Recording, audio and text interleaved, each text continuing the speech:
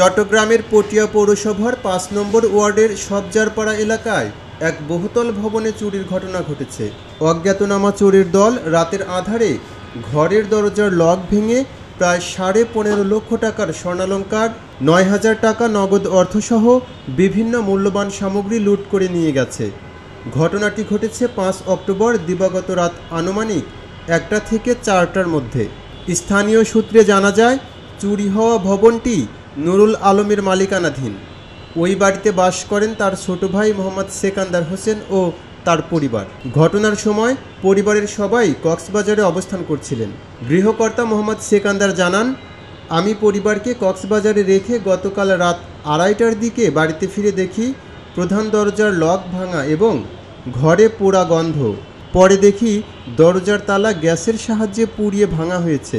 ঘরের ভেতরে প্রবেশ করে দেখি শোবার ঘরের আলমারিগুলো ভেঙে তছনছ করে ফেলা হয়েছে। তিনি আরও বলেন, আলমারি থেকে ৫.৫ ভরি স্বর্ণালংকার, প্রায় ১৫টি মূল্যবান পরিধেয় পোশাক এবং আরও কিছু সামগ্রী চুরি গেছে। ভুক্তভোগীর অভিযোগ, আমার অনুপস্থিতির সুযোগ নিয়ে স্থানীয় একটি মহল পরিকল্পিতভাবে চুরির সহায়তা করেছে।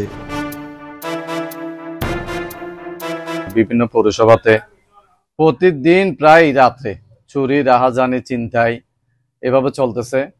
আজকে আমরা একটা প্রতিষ্ঠিত মানুষ, আমরা সমাজের পরিচিত মানুষ, যদি আমাদের ঘরে যদি এই অবস্থা, পটিয়া পৌরসভার একদম মেইন রোডের সাথে আমাদের বাড়ি, আমাদের ঘরে যদি এই অবস্থা হয়, তাহলে যদি এভাবে যদি চলতে থাকে, যদি প্রশাসনের যদি কোনো হস্তক্ষেপ না করে, তাহলে তো প্রশাসনের উপরে মানুষের আস্থা থাকবে না। তো প্রশাসনের উপর আমার এলাকাবাসীর, পটিয়াবাসীর দাবি থাকবে, আপনারা আমাদের নিরাপত্তা অবশ্যই জোরদার করতে হবে, চিন্তাকারীদেরকে আইনের আওতায় আনতে হবে, আমাদেরকে আমাদের বাচ্চা কাচ্চা, আমাদের পরিবারের, আমাদের সিকিউরিটি, এটার আমরা একটা নিশ্চিত করতে চাই প্রশাসনের কাছে। এটা আমাদের অনুরোধ থাকলো। খবরের কাগজ, নিখাত, নির্ভীক, নিরপেক্ষ।